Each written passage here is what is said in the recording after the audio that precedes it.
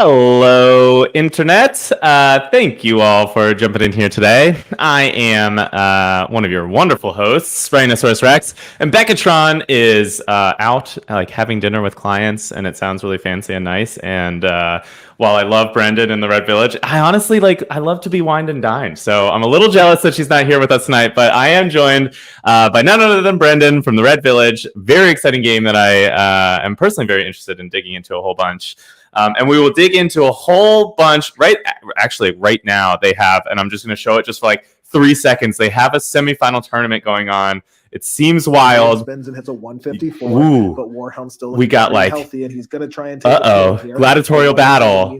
So it looks really, really cool. I'm very excited to show this up, and we'll talk through big hit. We'll talk through a couple of these things and what that means. There's another battle coming up here in a little bit, so we can dig into all that. But excited to be here. A couple housekeeping notes.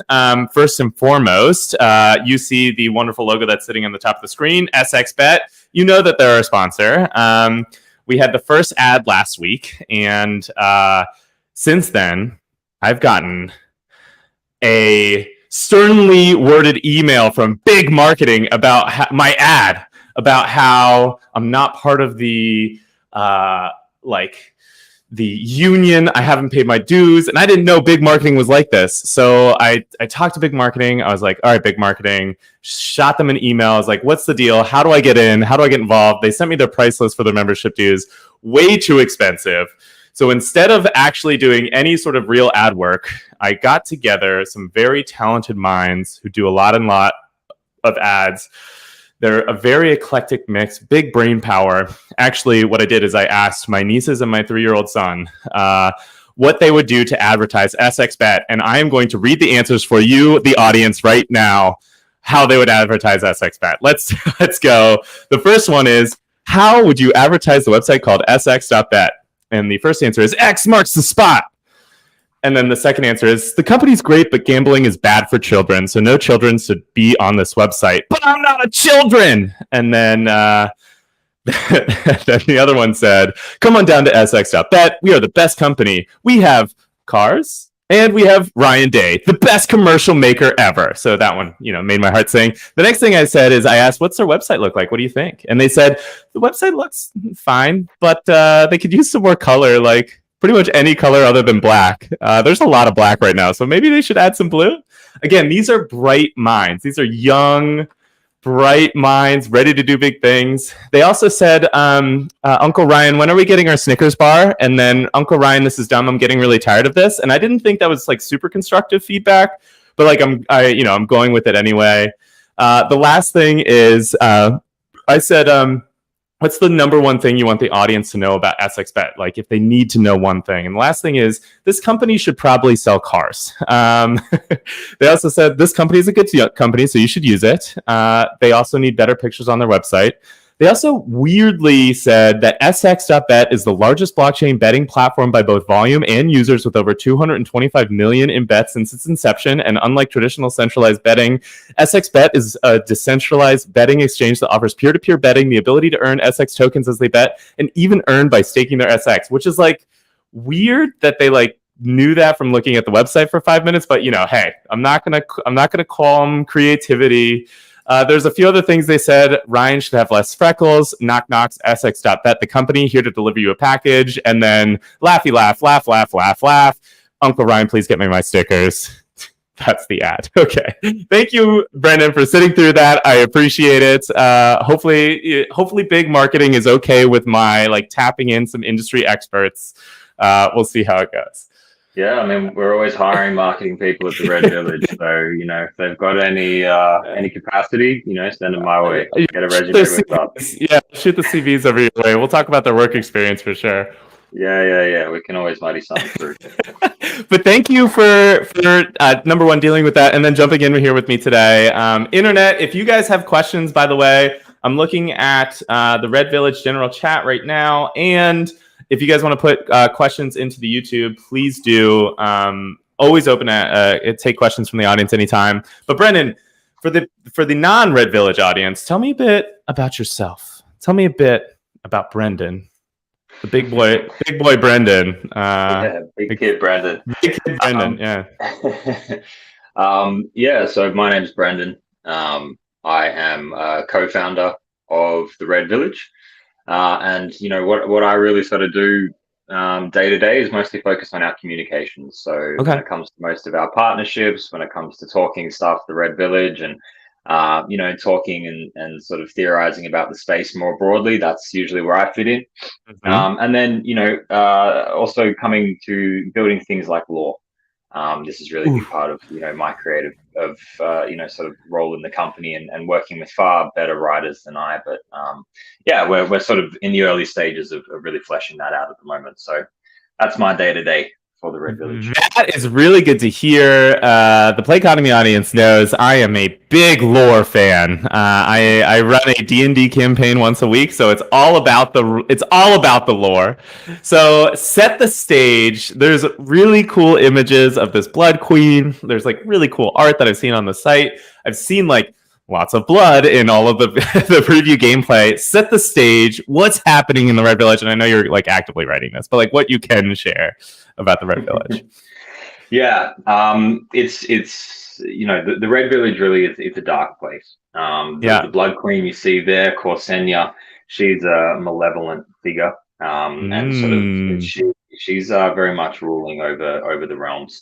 But from a sort of hidden location, deep in an area of the Forgotten Forest, and she's there's a lot we're building out here. There's a lot of world that's sort of being constructed at the moment. Yeah. But when we think about the Red Village, it is dark fantasy, right? So we're thinking despair, we're thinking destruction, we're thinking that these are this is an inescapable reality that people are that are subjected to. So whilst there's a lot of fantasy elements in here, we're certainly focusing on blood and gore and the really darker parts of this, and that's what hopefully interests the community as well.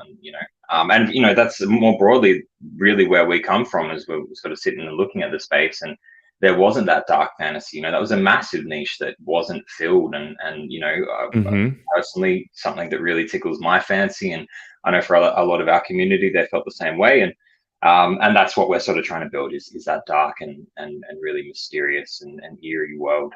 It's a far cry it's a far cry from the Axes and the crypto unicorns. Well, lovely games, don't get me wrong. It's just you're targeting a different niche, man. It's cool. I like it. Yeah, it's great. And like when we started this, that was there was a little bit of pushback on that, right? Like, this game doesn't really look like Axie. Like, how do you expect this to be successful? This doesn't feel like that.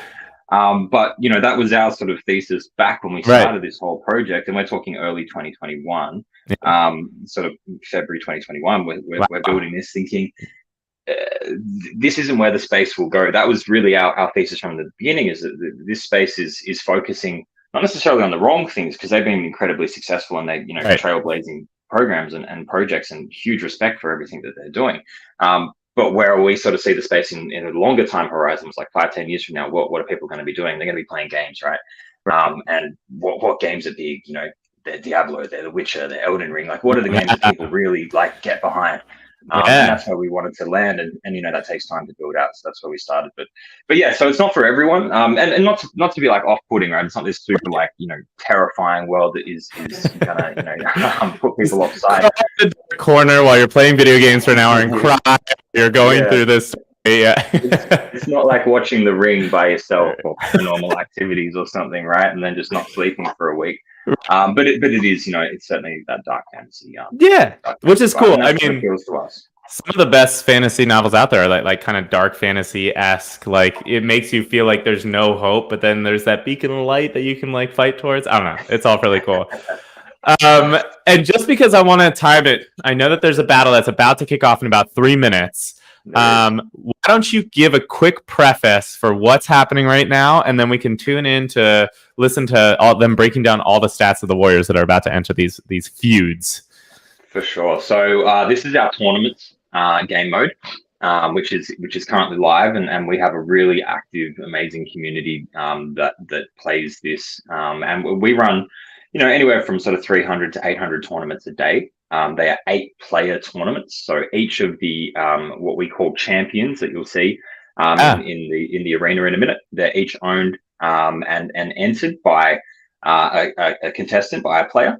And so what we're seeing here on the screen is we've got, three of our very best, very knowledgeable community members, and they're actually commentating on the grand final of a tournament that we've been running called Slaughter in September. So at the moment, they're sort of breaking down a bit of the data and a bit of the analytics. Each of these champions has their own sort of statistics, and they're actually unknown to the player. And the way that you sort of uncover these traits is through repetition. It's entering them into tournaments and sort of studying what comes out on the back end.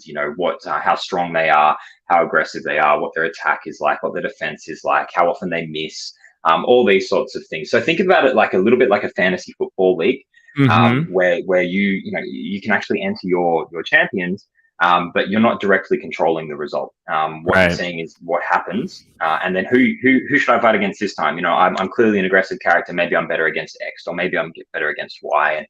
And it's one of those things that you sort of conceptually like, how is this going to work? And you enter the Discord, you enter a few battles, and you go, okay, cool, I'm across this. All right. And they're thrilling. They're really exciting. You'll see the guys. This is a grand final right now. I'm pretty sure we're going into a grand final. So all right. Let's see where we're going. We got about a minute. About a minute. So they'll be going through at the moment. Each of the champions that are playing. I think on the line at the moment is somewhere around $1,000 US. I could be wrong there. Don't quote me. Oh my. Something on that. So yeah, I mean, there's stakes involved, right? Yeah. When you're playing in the Red Village, you're playing for glory, you're playing for guts, you're playing for gold. Yeah. And yeah, so it's a lot of fun. And so what players do is that they build up a barracks, and a barracks is just a collection of champions. Okay. So each of these champions, there's true digital ownership. You own your champion. You enter that into as many fights or as many tournaments as you'd like, and then you build up your barracks. And people, tend to veer towards one class or another. There's a lot of people that are just rangers. That they really like that sort of that arch style play. There's a lot of people who are just wizards. Mages, those sorts of things. There's players that are just knights, paladins.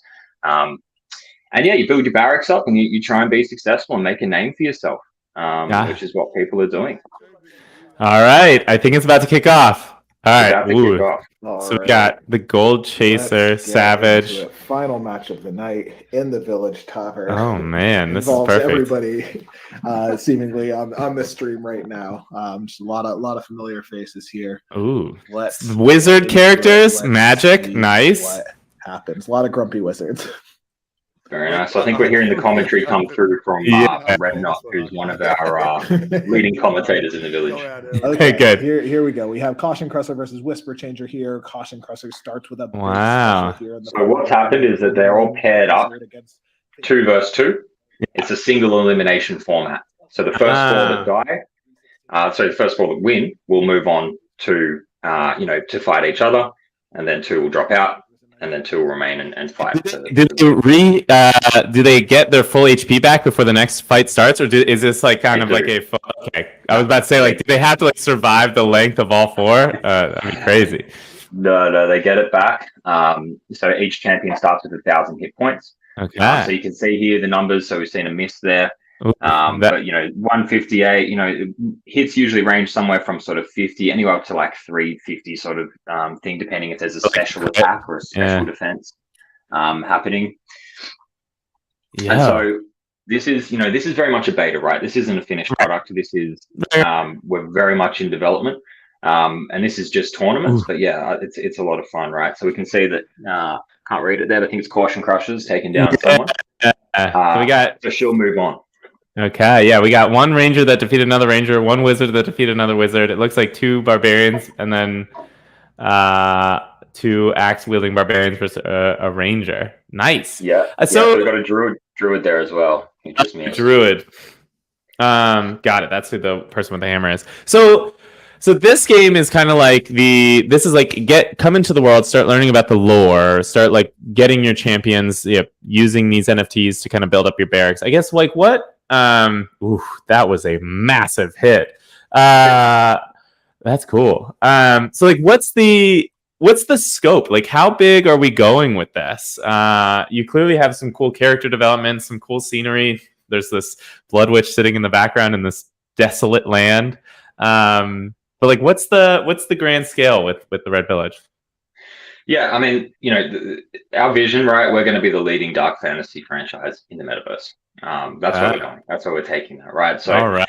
you can see here we're inside the Village Tavern, and what's being controlled at the moment. This is a fully interactive game, right? So you're you're able to move this around. You're able to zoom in, zoom out, and go wherever you want through that viewport. But this is our tournaments mode. And we expect this, and it has proven to be really, really popular, within the community.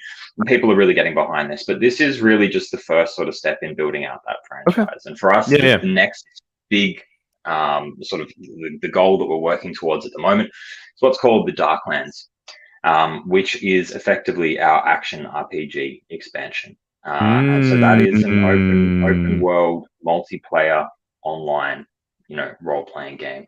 And that is, we've spent a lot of time thinking about this, designing this. We work with Animoca Brands, with Boyfish Studios here in Australia, who are obviously the developers of Phantom Galaxies, which is, to my view, the only AAA sort of game that exists on the blockchain at the moment. We work with them daily. And what we're building is that of the metaverse. We're looking at dark fantasy. We're looking at becoming a true sort of RuneScape, really, of the blockchain. That is awesome. So it'll be player controlled. It'll be in there. It is like a cross between the final product for the Darklands is really a cross between like Diablo, RuneScape, and Fortnite. Okay. Wow. Fast paced. There's questing. There's looting. There's raiding. And there's player versus player, as well as player versus environment, bosses, quests, all this sort of stuff. And it takes time, right, to build this quality of game that we're building. It takes a lot of time and a lot of money, but we're very far into that sort of process now. So it's a lot of fun. Yeah, I mean that's a huge endeavor, and we're down to the finals right now. A wizard versus a rain. Whoa, big rock smash. Yeah, that's a big hit. 270. No wonder they're champions. They're really nailing it out right now. Well, it's a miss. See, that's what happens, right? You can be on the edge of your seat and you can hit two misses, right? You think you've got it, and then you hit two misses in a row, and suddenly you lose, and that can be really painful, right? We've seen some people have, they've been pretty upset. Yeah, no, I understand. And so can you see your stats on the character like right now, or is it kind of like your character's there and then just based on like your history and like winning or losing, you can kind of judge like, oh, they're actually better at this than they are at that? Is that how it works? Exactly right. Yeah. So you'll sort of go and you'll debrief after a tournament like this, and you go, okay, you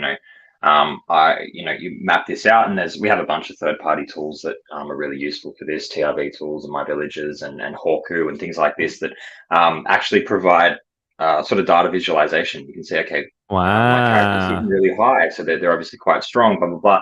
And what the sort of the game behind all of this is what we have a breeding protocol called summoning, which is very, very close to being released. And the goal is to bring champions together to create stronger champions. Okay. And so over time, that's a big part of the game. A major part of this game really is that's what you learn. And we've got some pretty cool things that we're sort of like 2 weeks about before we can talk about them. If we'd had this chat in 2 weeks, we'd be able to reveal a lot more about what we're doing with these stats. Okay. But, any alpha that you're about to make, any alpha that you can release. And to answer your question, Bam Bam Jenkins, I believe it was $1,000 in the Red Village currency. Is that right? So yeah, we don't have a token. We play in wrapped Ethereum. Nice. So yeah, that insulated us a lot from that big, crash. We weren't exposed to any token or anything like that. So that was 1,000 USD. Wow. Wrapped ETH. So in Ethereum, basically. Okay, but get back to the alpha that you were looking at. Whatever you're allowed to say. So hero summoning, it sounds cool. Building these kind of like sinks back into the economy kind of stuff, which is a big talk of the town.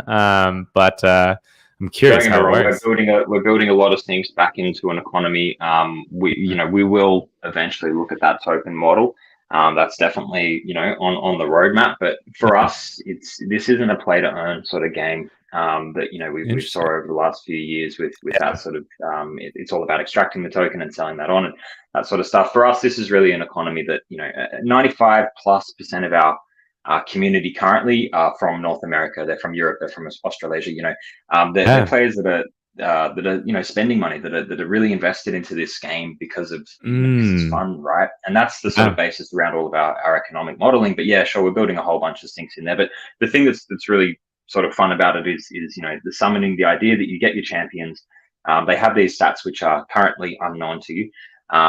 And then you bring them together, you make stronger champions, you become, you know, you strengthen your barracks, and you win more tournaments. But those all have fantastic interoperability when we come to this Darklands RPG as well, right?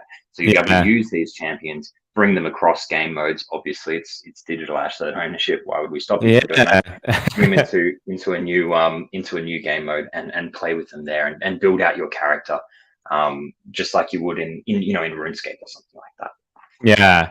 And so one of the things that seems to be coming up more and more is like figuring out the different game loops, right? The different loops that are happening. And one of the major problems that happened with, you know, Axie or all these other stuff is there's one major game loop that led to, and I guess also starting with an audience of people that like were just there to extract value versus there to play the game first.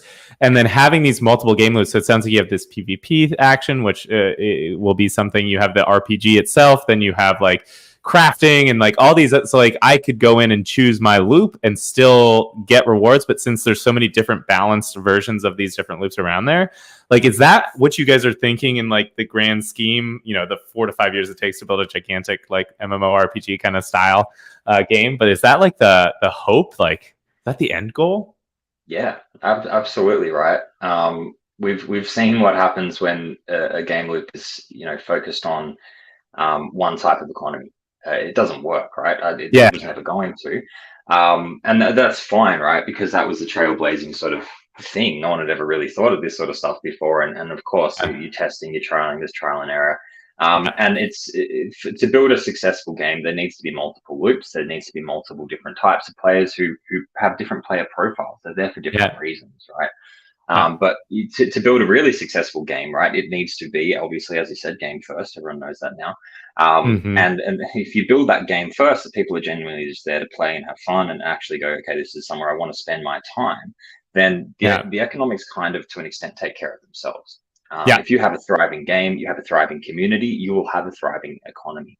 And there's a whole bunch of, you know, ways that you can model all this sort of stuff, which obviously we spend a lot of time doing. But the core of it, right, is that if you build what we're building, something that people will want to come in and they might actually want to spend some money on, you know, be it that player versus player sort of environment that we have, and we've got some pretty cool mechanics for the way that will work. Or if you want to just, you know, get some cosmetics or skins or whatever it may be, right? But you're willing to invest into the economy, then the economy is self-sustaining it, and that will, just like a traditional game that we all play, will lend itself to you know, great success. And so that's what we think about. What are the game loops that bring in like gamers like us that, you know, that want to play something play for fun? You know, some of this play to earn stuff. It's like, I just want to play for fun. Right. I want to like turn it on easy mode for a minute just so I can like turn my brain off after a long work day and just like get some cool story action. By the way, you're getting a great shout out in the chats right now. I don't know who this guy is, but his mustache is sick. I have to. Do you wax in the morning? Is that part of the routine? Like, you got your coffee. There's a good little swoop going on. You know what? I always look at like, you know, I look at like the tattoo artists and the barbers that just have those sick mustaches that like wax up in the corner. I don't know how to do it. I don't think I have it there, but I'm working on it. It's a slow thing. You know? I mean, this is all natural. All right. I just wake up like this. Nice. That's awesome. So the next mode that's coming out, right, and who knows when, whatever, is the big RPG. Like, when we're thinking about the size of this RPG, are we talking like, is it like, not, you know, I'm going to just start there, like, because you said this, like Witcher level, or is it like an entry level? We're going to open up one world at a time as you can kind of progress further and further along in the storyline and the lore and working on your characters. Yeah, look, it's not something that I want to give a sort of definitive answer on that. You know, we've got some... holds it in stone forever and holds you to whatever you say. So it's a good thing. That's a great answer for the internet. Exactly. Well, you know what happens. But no, it's definitely something that comes down to, you know, the development timelines we balance with like what's the community engagement as well. You know, it's important to give people things to do. And you know, we look at, for example, Phantom Galaxies and the way that they've released episodes.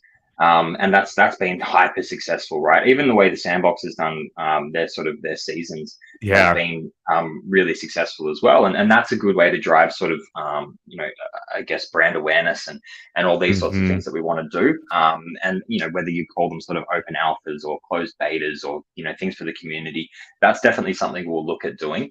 But when it comes to like what's the full scope of the finished product, we're going high, right? We're going like Phantom Galaxies. We are going for a proper, as close to AAA game experience as we can possibly get. And we've definitely got funding to go through and do this sort of stuff, right? So we're in a position where we can, look, we're very lucky, as a project that we have some sort of funding behind us, and we have fantastic backers that believe in what we're doing, that are backing us to do these things. So it's the sky's the limit for us.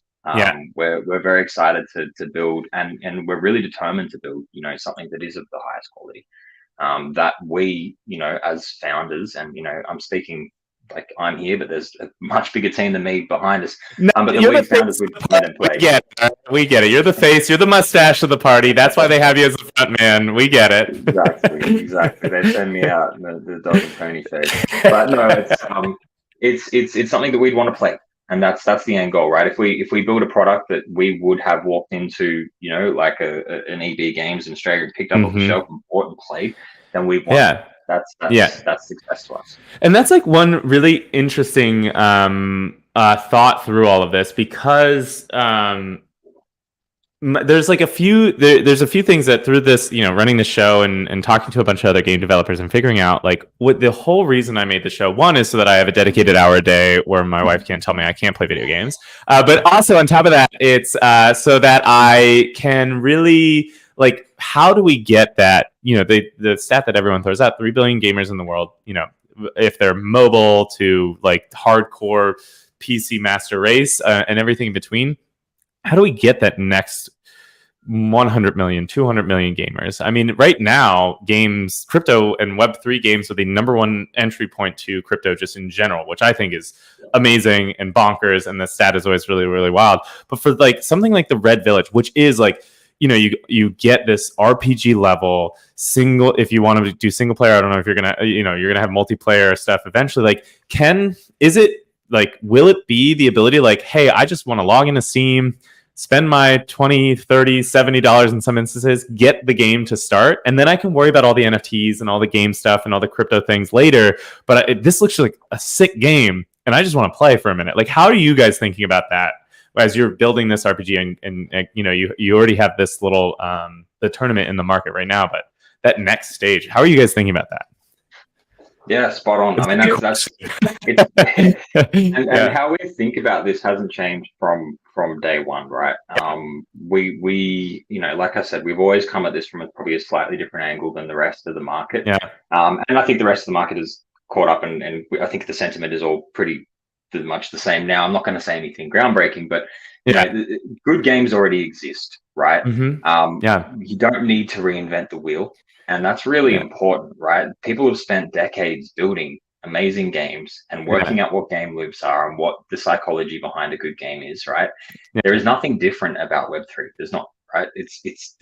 People have they've lionized it. They made it this big thing, right? It's what's the difference between a Web3 and a Web2 game? The answer is there shouldn't be one. Right. And you can play, and our goal, right, is it's all about frictionless, it's all about seamless, it's all about the player experience and the way you onboard them and how you educate them, right? You can play the Red Village, and when you play the Darklands, our goal is you can play it without realizing that all these brilliant technical innovations that you're experiencing, right, are part of Web3. You shouldn't need to know that. You shouldn't need to be an expert in the space. You shouldn't need to know how crypto works or anything like that to play a game. Right. We don't even put those sort of words in our vernacular. Like, we don't talk about it because it's just not relevant, awesome. Right? You should just be like, this is a really good game. I really like this. And if you want at some point to hang up your boots and not play anymore, happy days. All the stuff that you've done, you own it. It's your asset. And if you want to go and flog it to someone else, that's fine. Right. That's the only difference. So when we think about like the way that players onboard and wallets and stuff, we will do stuff that'll be self-custodial, but we'll do custodial stuff as well, meaning that we can actually take all of those assets, we can hold them for you, just like you log in, with your Gmail or whatever, and there will be an account set up for you. And you won't need to know, you won't need to interact. Even things like if there's a token that's running through the game, right? It'll just feel like an in-game economy, like your V-Bucks or whatever, right? So it's just the exact same thing as buying some token for Fortnite. It'll be no different.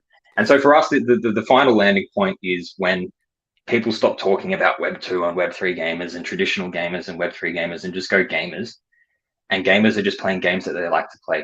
And what it all comes down to, right? The big philosophy is that there is not a demand issue for these next generation of games. Yeah, certainly not. There's a supply issue in that up until now, a lot of them haven't been great because it takes time to build good games. But as soon as those good games start coming to market, and they will in the next few months even, we know friends of ours in Australia, like we've been building some wild stuff, right? And we're seeing, like there's a bunch of games that we're starting to see, Undead Blocks, really cool. Phantom Galaxy is really cool.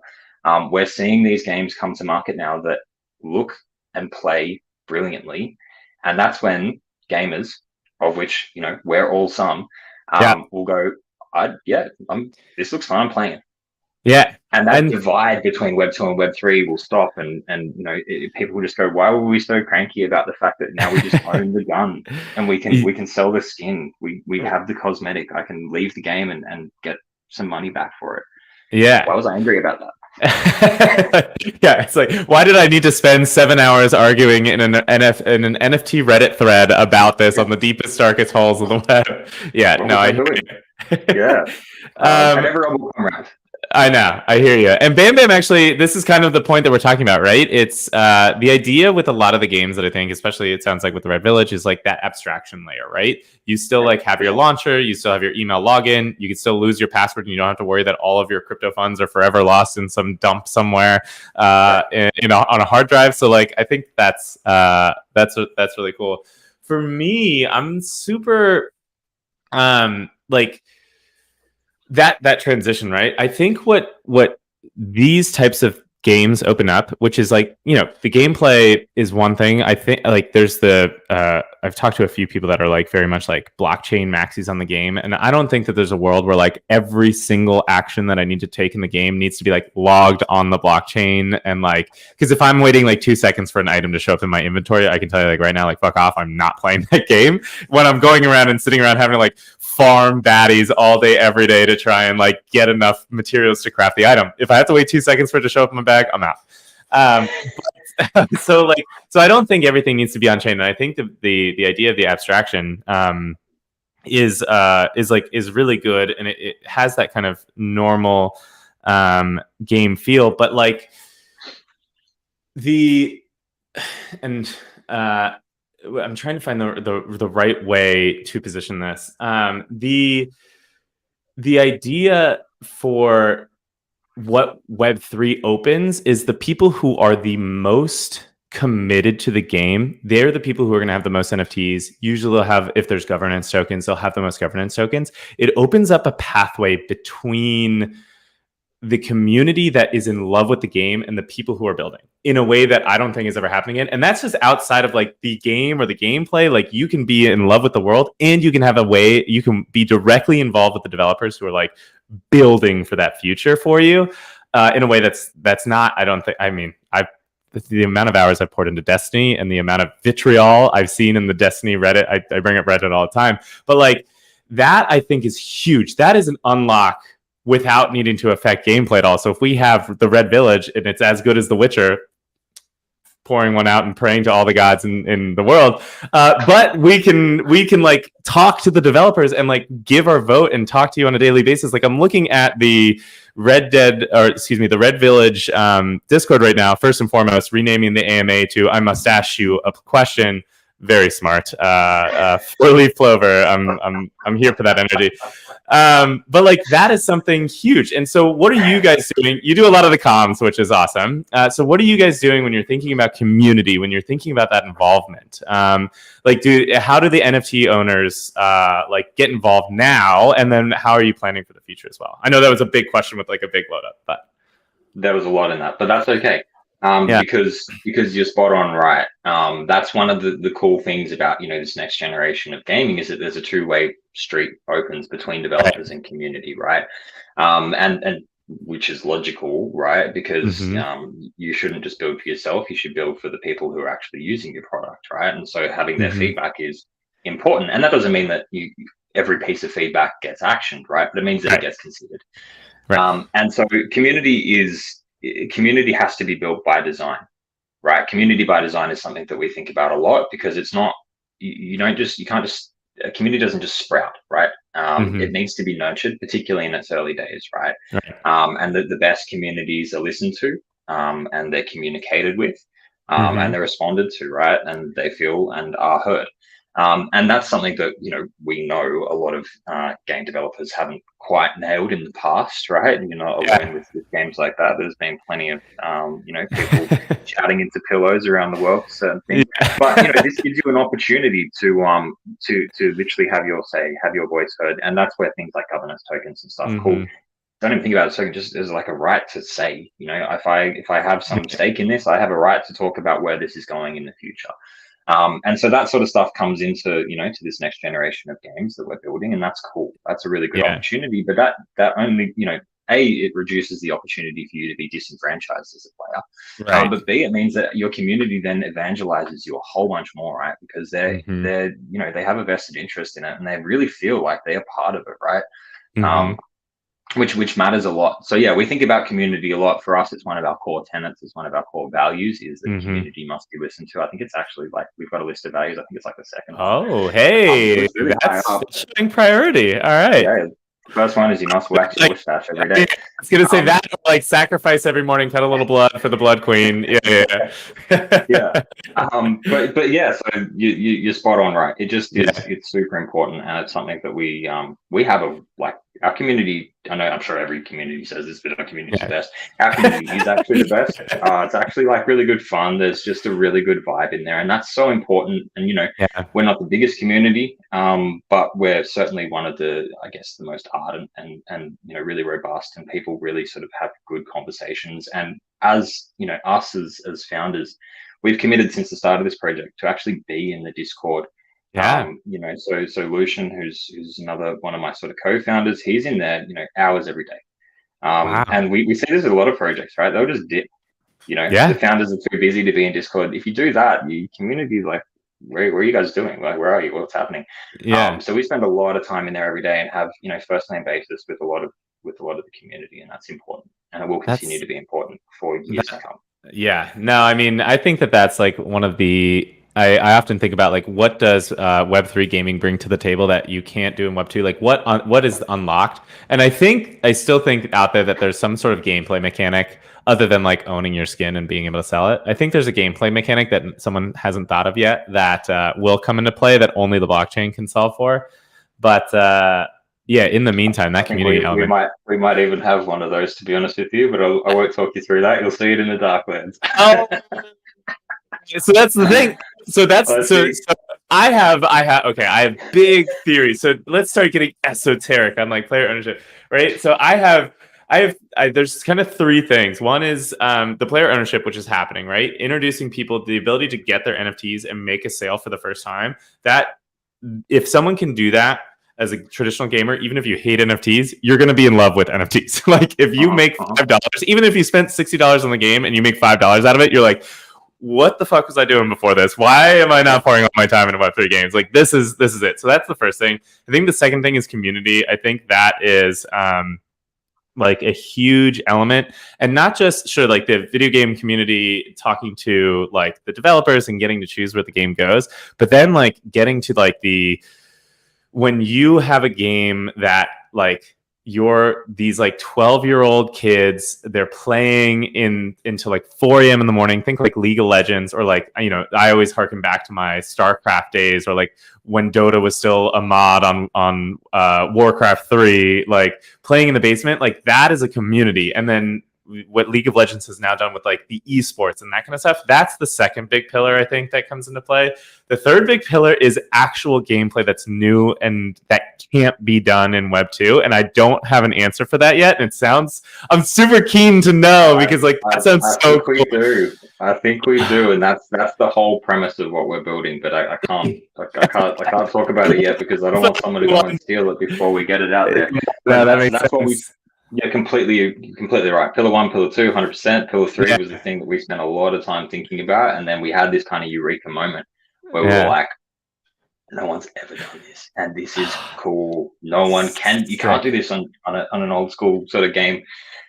This is really cool, and so that's what we're building. And you know, I wish I could say more other than like that guy who's just like, I'm just teasing you with this, but we do have something for that. So, and you're right. That third sort of pillar is going to be the thing that revolutionizes the whole space. Amazing, my dude. That is really cool to hear.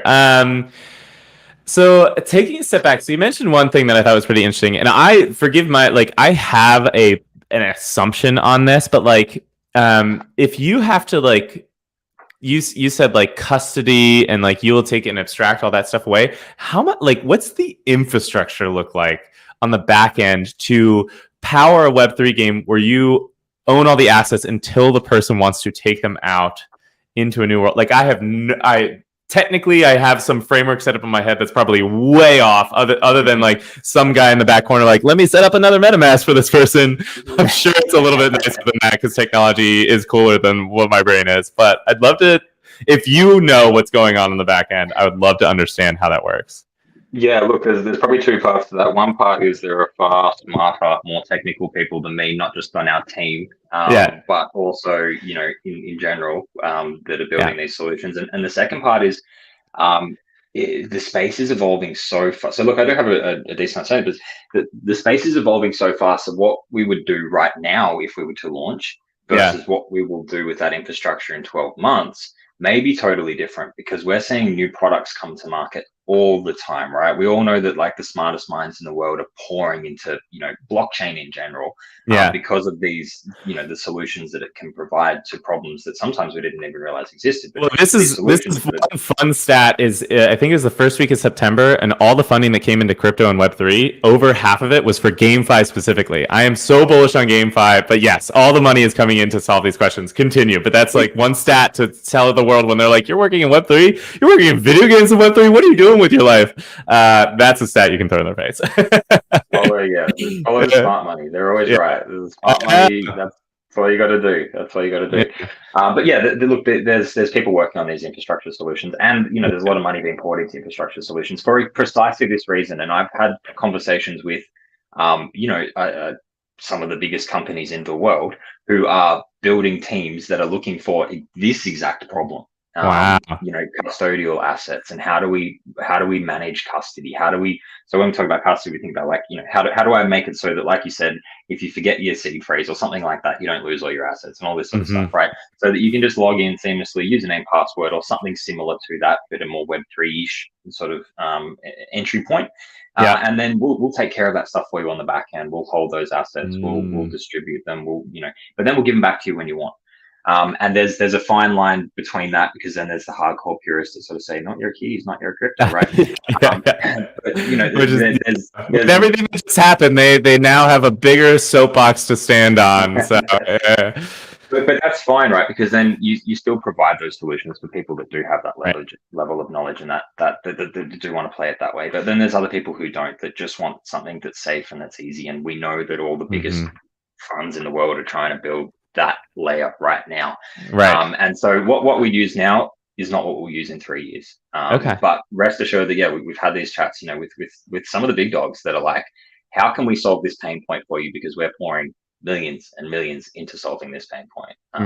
So yeah, it's complicated, it's technical, but the answer's there, and there's smart people working. I mean, I still think video game development is just drawing pictures in MS Paint until you get enough of them together that you can make like a flip book, and then that's the video game. No, that's So, it. yeah, That's exactly right. Yeah. that's why it took so long. Yeah, to make such a Yeah. triple. Cool. Yeah. That's awesome. So I guess like what are you like? One of the things we always like to talk about is like, what are you excited about? It could be the Red Village, it could be the world, it could be GameFi, but like, I don't know. What's making you happy? What's getting you out of bed today?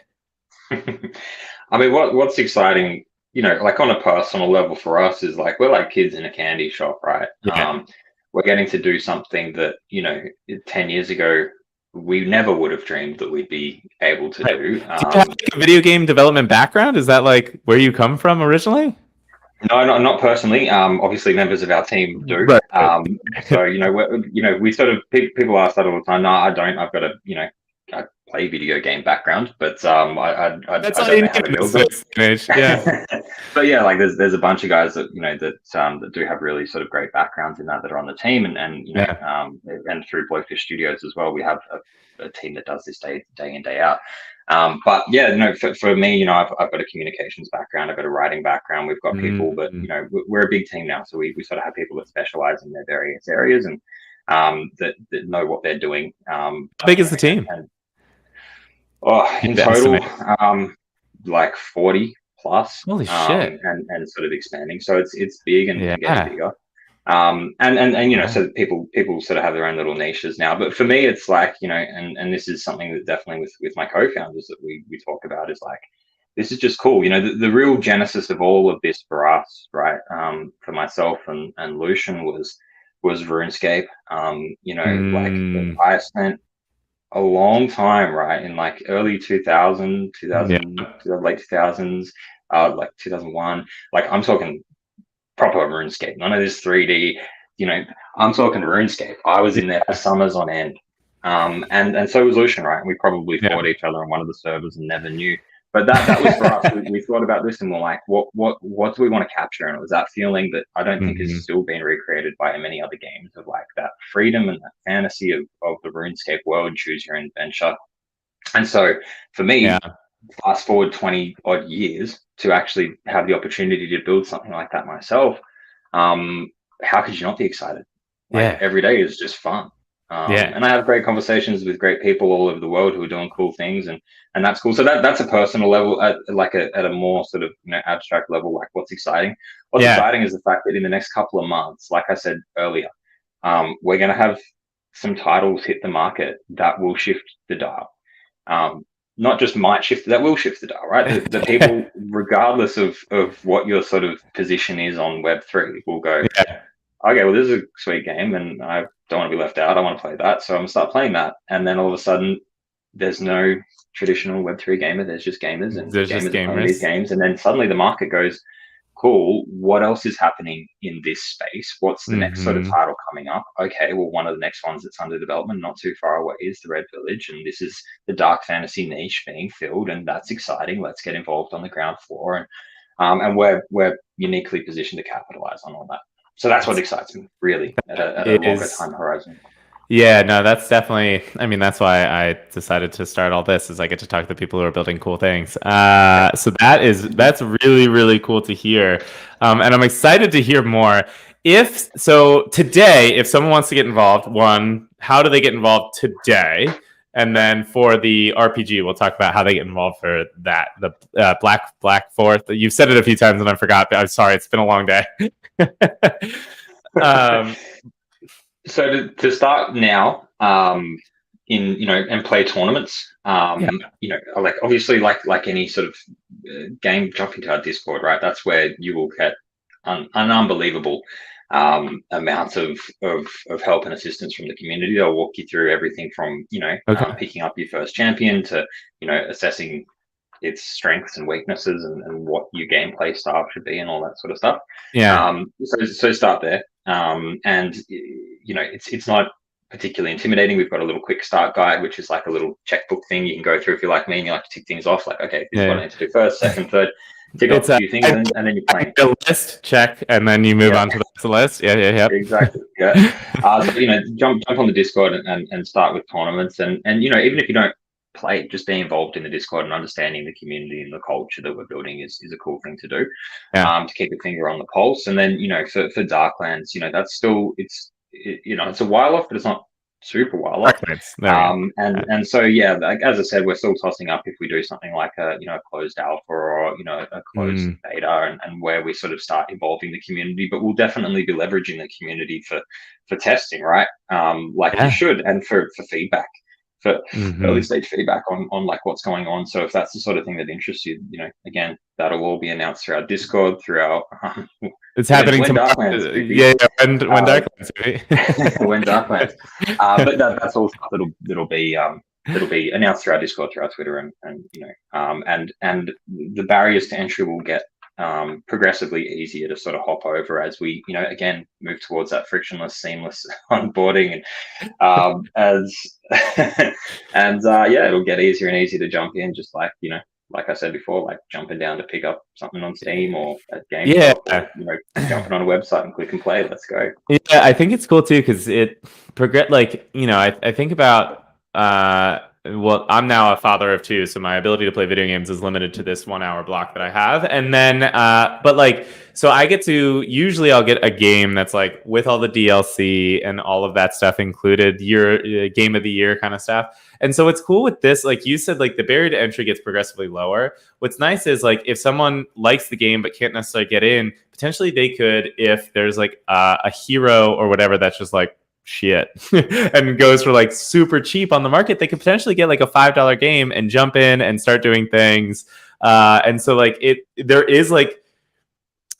there's a choose your own way to get in to start playing, and hopefully eventually everything becomes free to play, because like that's a utopian future once we're all getting universal basic income, because Elon Musk flies us to Mars. I don't know, all the futuristic stuff that you can believe, but like that kind of stuff I think is really cool. That like again is also unlocked with all of this kind of Web3 stuff. It's not the MSRP pricing that's set. It's like, oh, the market determined like, hey, you can now enter the game because of this hero for X amount of dollars, unless it's a free to play game at that point. Well, there's heaps of ways that we think about that as well. Free to play is really important, right. And that's for us is something that we'll certainly look at, particularly with the Darklands, right? Because that's a great tool for mass adoption.